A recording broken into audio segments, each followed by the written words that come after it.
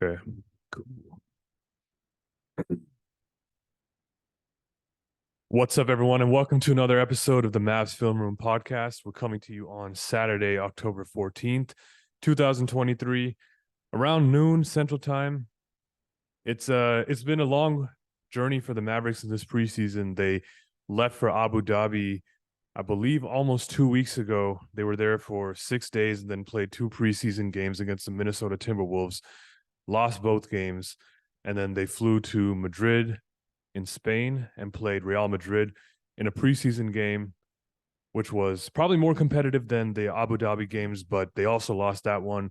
Luka Dončić, unfortunately, suffered a calf strain somewhere along that trip and, heartbreakingly wasn't able to play much against Madrid. I believe he only played 4 minutes against Real Madrid. So that kind of sucked.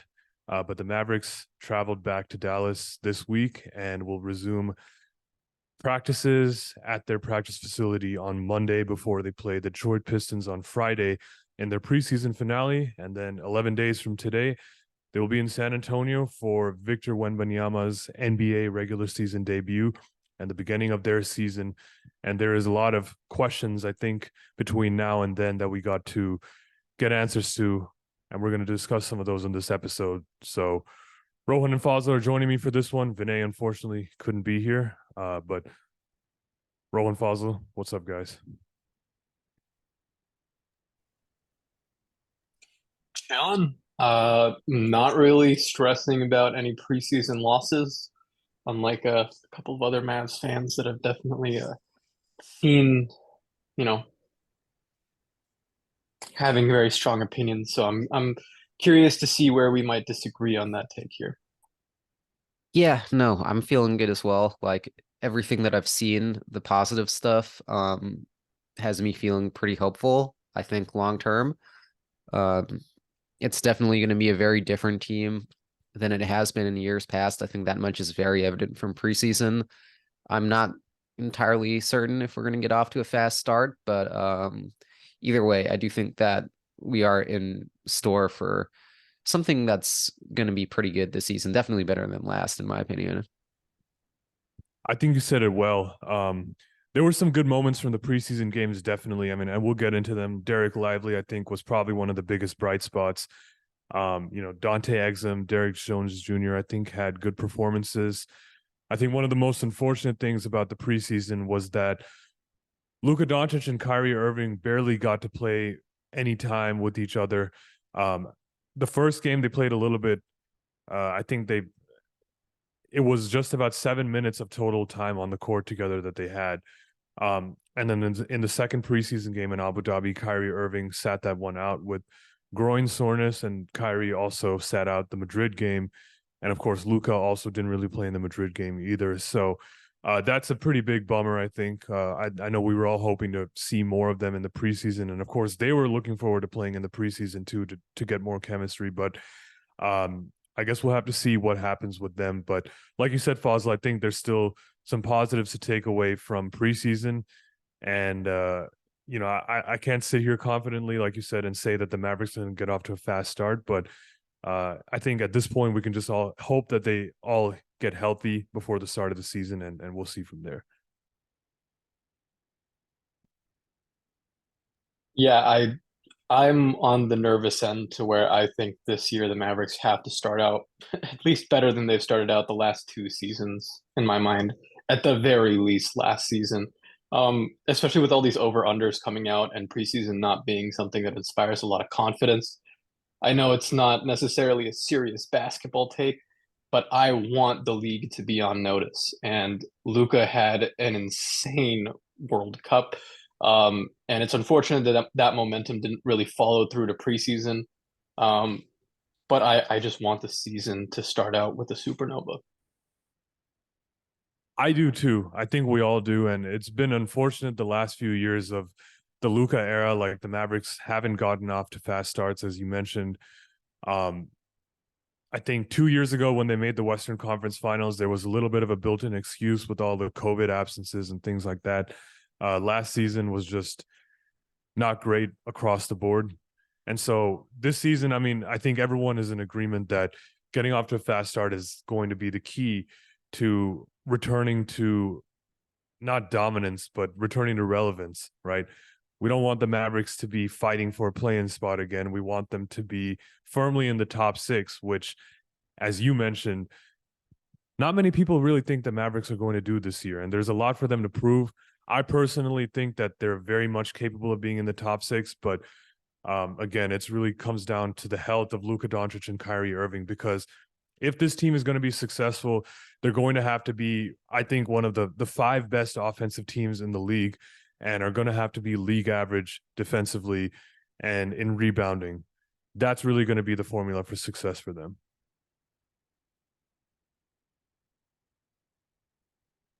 Yeah, and I think, I mean, for reasons we've covered before, this year's team is going to be better equipped to do that than we were after the trade deadline last season.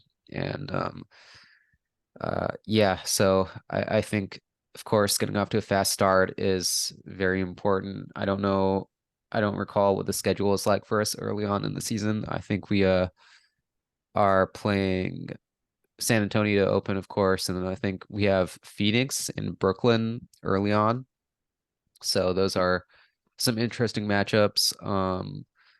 And also, I think the last time the Mavs had a fast, hot start to the season was in 2020, Luka's sophomore season. In 2021, I think we were 9-14 to begin the year or something like that. So yeah, I guess it's interesting to note that you shouldn't get too down if the Mavs start off slow, because it's what they've been doing and they've still been making the playoffs with the exception of last season. But obviously, if you're just playing catch up for the rest of the regular season, if you're in that situation. I mean, we see it with not just the Mavs, but other teams, like, say, the Lakers, for instance, last year. They made it all the way to the Western Conference Finals, but they were obviously, as a 7th seed, they had a tough path to go through, and that's ultimately they ran into a better team in the Nuggets, and just all that wear and tear that the Lakers faced, which was significant, that didn't do them any favors. Yeah, I think what the Mavs and Lakers have done the last couple of seasons, in terms of getting off to slow starts and then recovering and then making the Western Conference Finals, that is pretty rare and doesn't happen that often. And we all know that the key to playoff success is being a top 4 seed in the West. I mean, we saw it ourselves with the Mavericks 2 years ago. Not coincidentally, that happened to be their first playoff series win in 11 years since the championship. So it just goes to show that getting off to a good start is really the key to success in the NBA. I mean, and of course, sustaining that through the season. It's not all going to be great. There are going to be low moments, but that's why you sort of build that cushion up for yourself in the beginning so that you're not playing catch up, like Fazal said. And I mean, like, how many times in the January, February, March ranges of the season the last couple of years have we just had to watch every single game at the edge of our seats? Like, every single game was a must win for the Mavericks. And every loss felt like it set us back like 2 or 3 games, right? So you don't want to be in that situation. And the problem is that's what getting off to slow starts does to you, is that there is so much pressure there in the second half of the season to win games because the standings are close, or you're fighting to, be in the play-in picture as we saw last year. So it would be nice for the Mavericks to build up a bit of a cushion, because we know that injuries happen, losing streaks happen. Those are things you can't control. And so you can control at least getting some wins in the early part of the season when you're healthy, when you're fresh. And health obviously is not guaranteed for the Mavericks, as we kind of talked about. Like, Luka Dončić and Kyrie Irving are both dealing with kind of nagging injuries themselves. We don't know when they will be fully recovered from those. I think Mark Stein reported that it's unclear whether one or both will be available for the season opener against San Antonio. I mean, I'm hoping that both will be there, but I suppose we'll start to know more about the extent of those injuries once they start practicing again in Dallas this week. Yeah, I was taking a chance to look at the schedule for the first 2 or 3 weeks of the season, and I think the Mavericks are a little lucky in terms of the strength of schedule that they're facing. Jay, going back slightly to what you just said about last year around February, March, I mean, pretty consequential trade around that point. And it was kind of unfortunate Luka being of, dealing with injuries. I think that there was a thigh issue around that point, maybe a foot issue. And Kyrie also getting adjusted to the team midway through the year. You just don't want post trade deadline to be when there is zero margin for error. So starting out this first month and taking advantage of a mixed strength of schedule is going to be really important. With the Spurs, uh, frankly, I think the Mavs can definitely win that game without one of their two stars out. Then they play the Nets, the Grizzlies, the Bulls, the Nuggets, the Hornets, the Magic. They have a little bit of an easy first 2 weeks. So, I mean, knock on wood, you want to hope that Kyrie at the very least is feeling better, because we don't know where that injury necessarily came from. With Luka, the concern is that I believe that they're load managing him because of his ongoing thigh issue. And you just don't want to see any lower body issues kind of flare up, especially in the beginning of the season for a guy like Luka, who depends so much on his lower body when it comes to posting up and stuff like that. We saw how much that was the engine for his offensive game to start last season. I mean, he started incredibly on an individual pace. So yeah, we want to see Kyrie and him both get off to a really hot start, so that the Mavs can kind of, they have a way smaller margin of error when it comes to November and December. Yeah, I think November and December is really the toughest months of the schedule for the Mavs. Especially December, if I recall correctly. Like it's been a little bit of time since I've looked at the schedule, but just from off the top of my head, I do remember looking at the schedule and being like, November and December are going to be pretty difficult months for the Mavericks in terms of the amount of road games that they have, the strength of the opponents that they're playing. And so that's why like the October, early November schedule, like getting as many wins in that range as possible is going to be very important. Because if they can make it to January in a good place, I think January is when things ease up for them a bit with, more home games, and maybe lesser strength of schedule in terms of opponent quality at that point. So, I mean, yeah, like we can't overstate like how important it is to get off to a fast start. We know that teams that do these international trips in the preseason typically don't do that, which is a bit worrisome. But at the same time, like, I mean, there's no excuses for the Mavericks. They know what their goals are, and so they're just gonna have to deal with it. I mean, as Mark Stein kind of reported today, like, the Mavericks had promised that they would go play Real Madrid, promised Luka that they would go do that, right? And the only way that the NBA would let them do that this season is if they played the Abu Dhabi games as well. So, as Mark Stein described it, it was one of the biggest things that the Mavericks have done for Luka was agree to do the Abu Dhabi trip so that they could go play in Spain. So, I mean, I'm not saying that there's no sympathy for them, but this is their bed that they've made, and now they got to sleep in it. So, whatever it takes, they got to get right these next 11 days and hit the ground running in San Antonio on October 25th. Yeah, ideally, Mark Cuban invests in the time machine and he gets prime Tony Romo and Des Bryant to play for the Mavericks in the months of Romovember and December. Oh man, Tony Romo actually was a high school basketball player. He played against Caron Butler in Wisconsin, where they grew up. Fun fact, but yeah, you're right about that one. We need someone who's accustomed to the dominance in November, December. But yeah, I mean, Luka and Kyrie, as we know, are obviously going to dictate how far the Mavericks go this season, as well as how fast of a start they get off to. But I think one of the biggest questions also facing the Mavs is who's going to be the starting small forward this year. I think in preseason, it became clear that Derrick Lively has at the moment locked up the starting center role. And we'll talk about that in a little bit. But the starting small forward position, I think, is still a pretty big question. I think in the first preseason game, it was Omax Prosper that started there. I think in the preseason, Omax Prosper has shown that he is a little ways away from being a consistent contributor for the rotation. Second game, Josh Green started and I think looked pretty good. And I believe Josh Green started the third game as well. But through the preseason, Dante Exum and Derrick Jones Jr. have also been some bright spots for the Mavericks and shown that they might be able to contribute this season. And Mark Stein actually wrote today that Derrick Jones Jr. has played himself into contention for the starting small forward position. So I don't know if that's like a worrisome thing or a sign that maybe we're getting more value from one of our minimum signings this year. But that's one of the biggest questions, in my opinion, going into the season. Yeah, I'm slightly concerned at that report just because I think Josh Green kind of has earned that role. I know he is, what is it, extension eligible this season, so there's stuff going on in the background. I think he just fits very well with that starting lineup, especially if you don't know the health of your two main stars going into it. And he fits well defensively.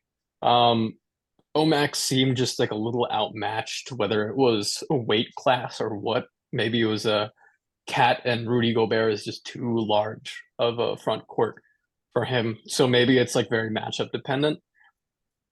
But Dante Exum, I think he fits perfectly with Seth Curry off the bench, fills in a lot of gaps. You can stagger his minutes a little bit, obviously, if Luka and Kyrie are healthy. I just don't see a point where in the beginning of the season, when you have this margin for error and you're not playing the strongest opponents, where you wouldn't want to play a guy like Josh Green when healthy, especially if you're missing one of your two stars. And without necessarily backtracking, I also want to say, other than this first 2 or 3 weeks of the schedule, the easiest part of the schedule, or at least the only other part of the schedule that is as and that is similarly strong, is the last week of March and then the first week of April. So there's like actually no margin of error in terms of the teams that the Mavericks face for large chunks of this season. So if they're trying to figure out, oh, who's the starting small forward, I would rather they do that early on rather than in the middle of the season. So yeah, figure out the lineups in this first week or two. Please, Coach Kidd. Yeah, that's a great point. Fazil, I didn't want to cut you off. Did you have a thought on that? Yeah, no, you're good. Yeah, no, I would personally also be on the train of thought that we should just start Josh Green and not really play any games about that, because I just think that our best players should get the most playing time. And also that, we've gone away from the thought in recent years. I think Jason Kidd specifically, I don't know about us, but that our starting five necessarily has to have all our five best players in it. And it's more important about what your finishing closeout lineup is. But I still personally think that there is value to like having a starting five that is stronger and not necessarily makes immediate concessions to like staggering lineups and whatnot. But in some instances, I think it would make sense. Like, I think it was the last episode or one of the last episodes where I was talking about, hey, it's okay if Derrick Lively takes time to develop if he's not the starter immediately. And I talked about the example with Andrew Bynum with the Lakers and how he took a couple years to develop. Like in that instance, I think that makes sense. I don't know if bringing two of our better players off the bench in that train of thought makes sense, but then again, it seems like Lively is on track to be the starting center on opening night, so there's that. And I don't know, I'm just trying to think ahead. Like Josh Green, I feel like his skill set does fit very well with Luka and Kyrie. He makes up for a lot of the holes there, but on the other hand, you could probably make that argument for the bench. I don't know if our bench defense is really that good.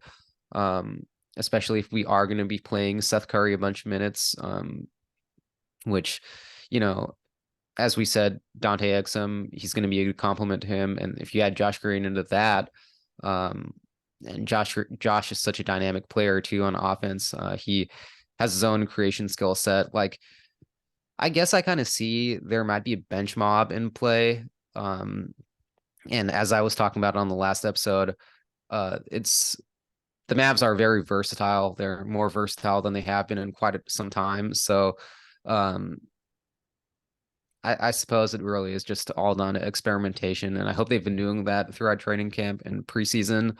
And so, like Rohan said, we don't have to suffer through too much of that kind of tinkering throughout the season. But at the same time, like 8 new players at least, and who knows what kind of acquisitions happen throughout the year. Like it's going to be a learning process. I mean, in a way, it's a good problem to have, right? Like, you were talking about the bench, and the Mavericks have, I think, a lot of firepower off the bench too. I mean, they have Seth Curry, Tim Hardaway Jr. at the moment, Jaden Hardy. They have guys who can really score the ball well. So that's not going to be an issue for them, whether it's the starting lineup or the bench. So I think they're in a really good place there. Defensively, of course, that's the bigger question. I think that there actually is quite a few versatile defenders on the team, right? Josh Green, we already talked about. Omax Prosper, even though I think that he might have a more limited role this season, defensively, I feel like is one place that he could contribute immediately because you can just stick him on another guy and his length is going to, and athleticism is going to immediately allow him to contribute defensively. Derrick Jones Jr., another long athletic player that can, that can guard other stars on the other team. I mean, maybe not be a defensive stopper, but he's certainly someone who has a reputation as a defender. Dante Exum, again, I think his defensive skill set is something the Mavericks really like. And obviously, I think they do like his ball handling skills too. So I expect him to be in the rotation. Whether he's more of a guard or a wing, I'm not sure. I think he's bigger than a guard, but maybe a little bit more undersized for a wing. So that's where my real concern with this team is. They're still small across the board. But at the same time, they have enough versatility to where I think that they could overcome it. But it's going to come down to, like you said, the right rotations and the right combinations of players to sort of compensate for some of those weaknesses. And to be honest with you, I'm not sure we learned that much from the preseason in terms of what the rotation is going to look like. There were just too many players in and out of the lineup, too much experimentation, like getting the rookies starting minutes in the first game. I just feel like I didn't learn that much from the preseason, but I don't know if you guys took anything away from it. It's just too small a sample size in their exhibition games, right? So you don't want to read too much into it. I will say, I think this is just my head. Okay. Dante Exum probably has some redundancy with Josh Green, and Josh is just physically, I think, a better suited for a wing position. So I can see him and Derrick Jones Jr. kind of slotting in on certain nights in those first 2 weeks pretty reasonably, depending on whether Luka and Kyrie are available. If Luka and Kyrie are available, then I can understand why you would want another more athletic guy, maybe a lob threat, who can work with your two stars having the ball in their hands, especially with Lively being dependent on a little bit more for being a defensive anchor, but also some potential foul trouble there. I I am not entirely sure where Omax fits into the rotation this season. I think he's going to be immediately a really good help defender, but I don't see him being a viable starter just because he is so matchup dependent. Um, I mean, we'll have to see. Tim Hardaway Jr., I think, is a lock for the bench. I also don't necessarily think he fits in the starting lineup that way because of his defensive liabilities. Um, and I don't really want to get into the bench mob too much, but I think the undersized part of it honestly fits into what the Mavericks are doing a little bit, just in terms of offensive versatility. Sure, they're leveraging defense a little bit, but if they can play at a different pace, that could really make or break the season for them, especially depending on how consistent that lineup is capable of being. Because Luka and Kyrie, we don't know what the pace for that is necessarily going to look like yet. But we know that Luka is going to slow down the pace, and we know that Kyrie can slow down the pace, right? So if we can get back to a dichotomy between the starting lineup and the bench, and this involves obviously who is the starting small forward, similar to how they had when Jalen Brunson was on the team in that conference finals run, I think this team could be very, very dangerous, regardless of the defensive liabilities, and maybe the limited front court depth that they have. I think you made a great point about the offensive versatility. And honestly, that translates a little bit to the defensive end too, because I think they've done something that I've wanted to see from them for some time, is get these players in that 6'6", 6'7", 6'8" range that can really be plugged in different situations. They could play the 3 on some occasions, can play the 4 on some occasions, could even play the 2 if you really wanted them to. So they have a lot of guys that can play different positions and are long and are athletic. So I think that's really a major positive for them. But it's really going to come down to the sum of the parts being greater than, or the whole being greater than the sum of the parts, essentially, right? So Grant Williams is going to have to play his part as a starting 4-man, and I think he's going to have a huge role this season on both ends. And then, who's next to him? Is it Derrick Jones Jr., who Mark Stein also reported has played himself into contention for the starting 3 role? Is it Josh Green? Can Omax Prosper be a 3-4 hybrid off the bench to, provide more defense in certain lineups? Like, those are the questions that I think still are yet to be answered. And we'll see that, I guess, like as the season starts. But the starting 3 is the biggest question, I think, that the Mavericks face going into the season. And a bigger picture thing with Josh Green is that, I agree with you guys both on the fact that I think he's the best player and he should start at the 3. But to me, it just seems like he doesn't have Jason Kidd's full trust. And this dates back to last season as well. Or even the playoff run in 2022 for that matter too. I mean, I know he was a lot more raw back then and improved a lot in the 2023 season. But I mean, we saw that when the Mavericks signed Justin Holiday last season, Jason Kidd wanted to try out Justin Holiday starting instead of Josh Green, and that just completely wrecked Josh's confidence. And this season, even in the first preseason game, Josh Green wasn't a starter. And it just seems like right now, Josh Green hasn't made a convincing enough case for him to be the starter. So if that's the case with him, coming up on a contract year and restricted free agency next summer, if you really don't believe in him being a long-term piece for your team, then I think it's time to start looking to see what you can get for him on the trade market. Right. And that would be another case where starting him might help increase his value, at least in short spurts. I think to kind of tie this discussion up for me, offensive versatility is kind of what it comes down to for that starting 3, especially with Grant Williams being a pretty good hybrid defender. In preseason, don't want to overreact. The shot really hasn't been falling for him, right? And that's a question mark for the guys around Luka. You're going to get a lot of open shots. You're going to get a lot of wing 3s. So for a guy like Josh Green, if he wants to cement himself in that starting lineup, it's going to be all about consistency on those shots. And that's really been the question mark for him his entire career, right? Is that efficiency from the 3-point line. So we'll see if he's we know really he not able to fit in there. His playmaking doesn't really matter, right? Not in the starting lineup. So otherwise, I can see him just relegated to a bench role, like you said, and a player with less versatility, let's say, becoming a stalwart in the starting lineup.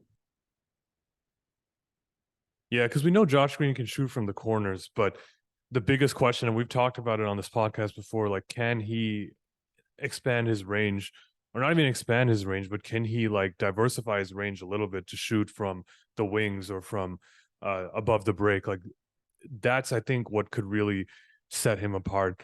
Because Grant Williams, like, I'm not too concerned about his shot. I mean, I know he struggled shooting the ball in the preseason, but we know that he can shoot. I have full confidence that the shot is going to start falling in the regular season. But Grant Williams, as we know, gets a lot of corner 3s as well. Like, that was his role in Boston, and in the preseason games we saw here, like, that was a big part of his game here too. So you don't want some offensive redundancy there. And so Josh Green, I think, is going to have to differentiate himself with being able to show some ability to shoot from different parts of the court, or with his playmaking too. I think the Mavericks like him for his playmaking, but again, it's just, for him, it's all consistency. Can he show these things on a consistent basis? And if he can, then I think he's going to be a really important piece for the Mavericks. But if he can't, and the Mavericks don't trust him, then I think it's time to start having a difficult conversation, but a necessary conversation, because the future of your franchise, one way or another, really depends on what you do with Josh Green. So I think that's a good stopping point for that discussion. I want to quickly talk about Derrick Lively before we go, because I think that was one of my biggest takeaways from the preseason was that, you know, he didn't post the flashiest numbers or anything like that, but I really thought that he looked good in terms of setting screens. Like his roll gravity, I thought was respected by the defense. I mean, even by Minnesota that has Rudy Gobert and Karl Anthony Towns, like they had to respect Derrick Lively when he was rolling to the basket. I thought defensively, like, yeah, he looked like a rookie at times, but overall he knew exactly where to be on the floor. I thought that he deterred a lot of shots at the rim when he was in the game. Like it wasn't easy for the smaller players to just drive into the lane and throw up shots like they typically do against the Mavericks. And so I think that really made me excited for Lively. I mean, Rohan, you and I watched him in summer league, and I felt like he has come, light years in progress since that point. So I'm really excited for him.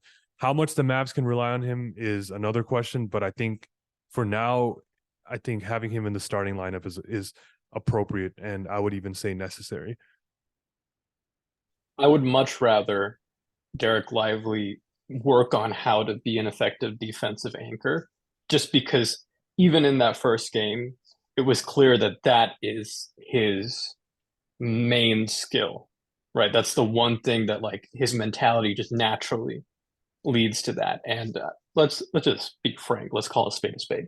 That guy has the wingspan and the length in order to alter any shot at the rim. So him working with TC, I mean, you can see development really, really quickly just in the last 2 or 3 months.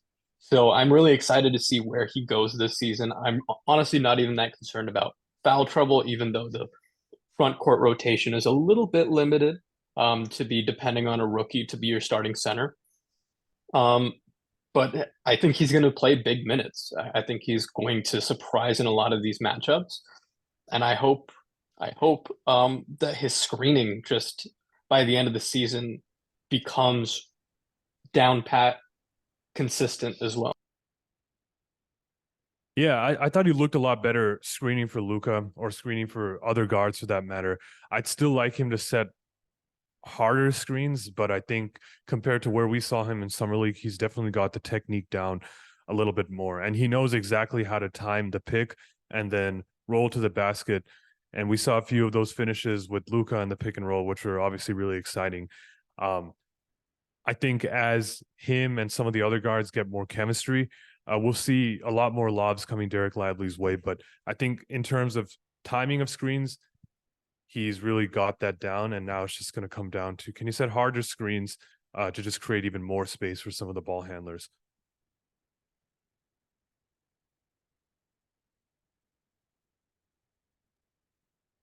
Yeah, I think based off everything we've seen so far, it's very evident that Lively is quite an intelligent player. So, for somebody so young, that's really reassuring. And of course, his physical stats are through the roof. So, that's intelligence and athleticism. That's already a good combo to have. Like you guys have been saying, though, he is still raw, of course, and it's going to take some time for him to develop. But just as long as he stays true to what he's been saying this entire time about how his specialty is in doing the dirty work and doing everything basically that a lot of poor teams forget to do, and setting the culture on that end, especially defensively, that is probably this season, I would say, more than anything apart from, I guess, Luka and Kyrie's health. Yeah, that's a great point about him doing the dirty work, because one thing that really stuck out to me from the preseason was how under control he played, both on offense and on defense. Like on defense, I didn't find that he was out of position a lot. Like he was able to play a little bit higher than maybe most big men his size were on the floor. And so they were able to do things like trap with him, but he was also able to drop back to the basket with correct timing. And like we said, just use his length to deter shots at the rim. Of course, Rudy Gobert got the best of him on certain occasions, and that's going to happen. I mean, it's Rudy Gobert. I mean, Derrick Lively was dunked on. He's a rookie. That's going to happen. I think foul trouble is going to happen too with him.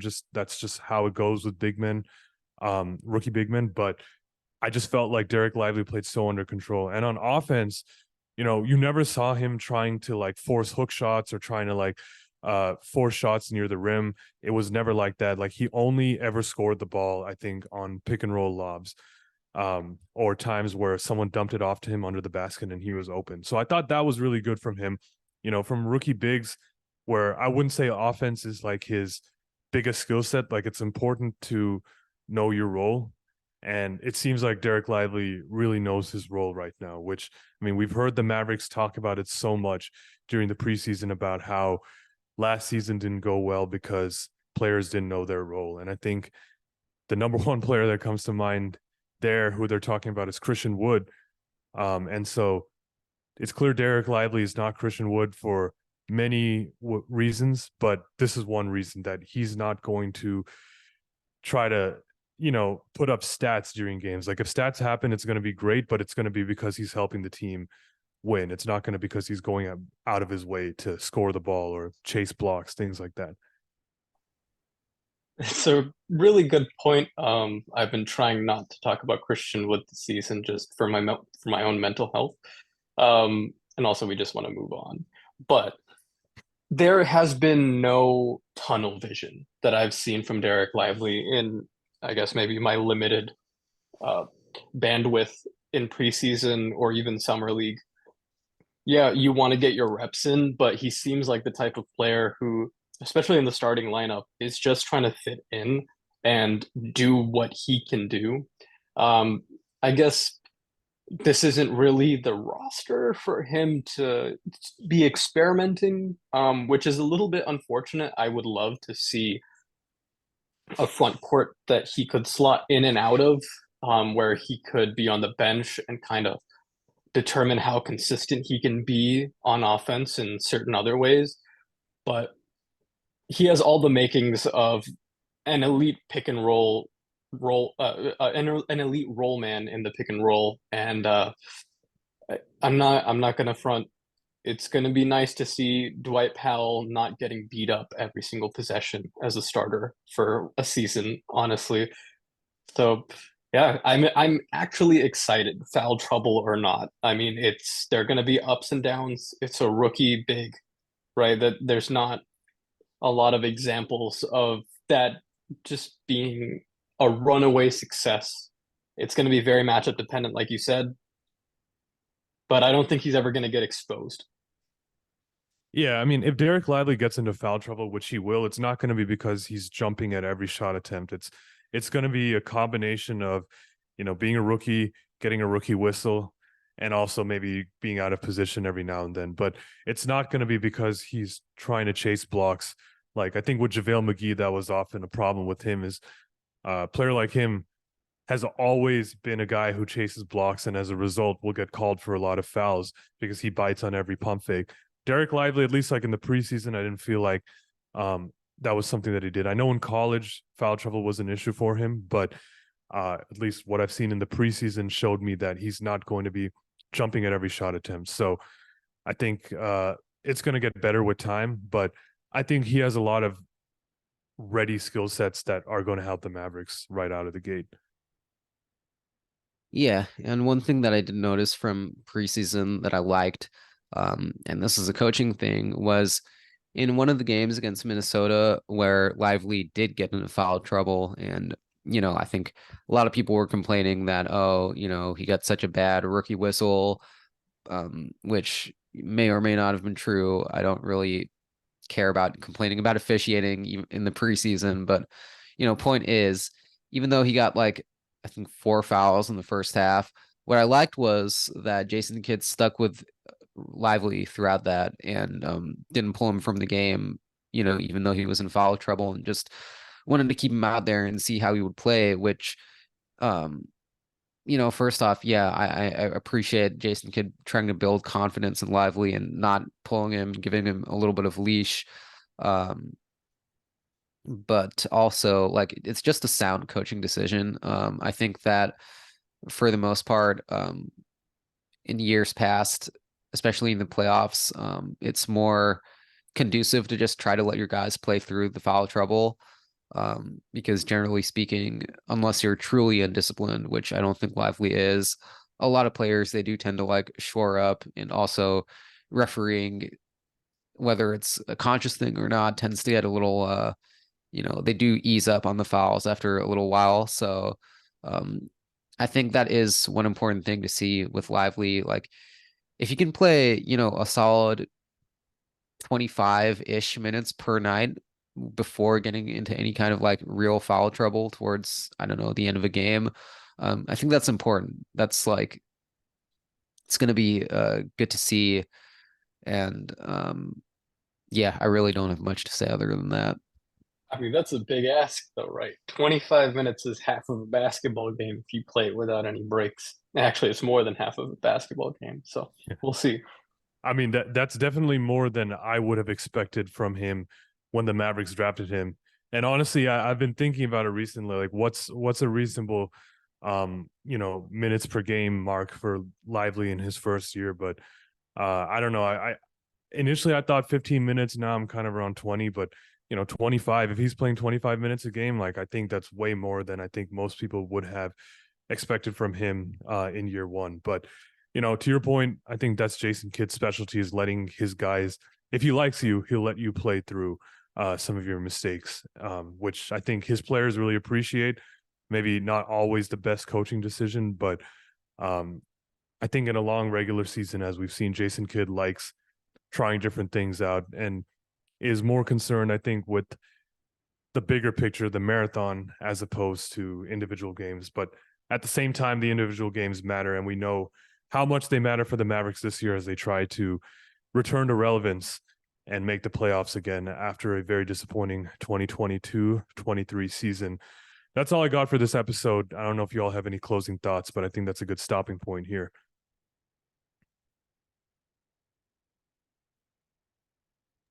I'll take that Not as no closing particularly thoughts. anything. I think we were pretty systematic in how we went through things. I'll just summarize it. I think the Mavs are actually in a really interesting place. They may not have the front court versatility that they would need for me to be very confident, especially with their top two players coming into the season with some dubious health. But with how versatile the wing rotation is, I fully believe that even if Coach Kidd and the coaching staff are just playing with that lineup, that depending on the matchup, that could work out in their favor very well. And I'm excited to see this kind of weaker strength of schedule for the first 2 weeks and to see which of these guys really shine.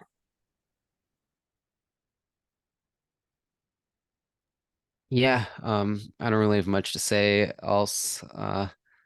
I just hope that, Luka and Kyrie get right in time for the beginning of the season, and from there, hopefully, things can continue to progress well. I have faith though, like everything I've seen so far. I do think that this team has a lot more potential to do, um, to not, well, crap the bed without Luka and Kyrie on the court. So, um, than they did last season and in seasons past. So I am looking forward to that. Yeah, I'm excited too. I think this is going to be a good season, but like you said, Fazlul, I really just need Luka and Kyrie to get healthy, and for this question to be out of our minds by opening night. But I'm optimistic. I think the Mavericks are in a good spot right now, and hopefully we'll have the chance to upgrade a bit during the season to close some of their holes. But thanks, Rohan and Fazlul, for joining me on this episode. Thought we were pretty systematic, like you said. And we'll be back soon, I think, with the season preview episode. We got to do one of those, so stay tuned for that. But appreciate all of you guys for listening. Follow us on Twitter at Mavs Film Room if you haven't. Subscribe to us on Apple Podcasts, Spotify, YouTube. We're gonna start posting our podcasts on YouTube. I know I've been saying that, but we're actually gonna do it this season. And yeah, it's gonna be an interesting year. It's gonna be a different year than we're used to, but It's always excited when the Mavericks are starting a new season. So go Mavs, and we'll see you guys soon.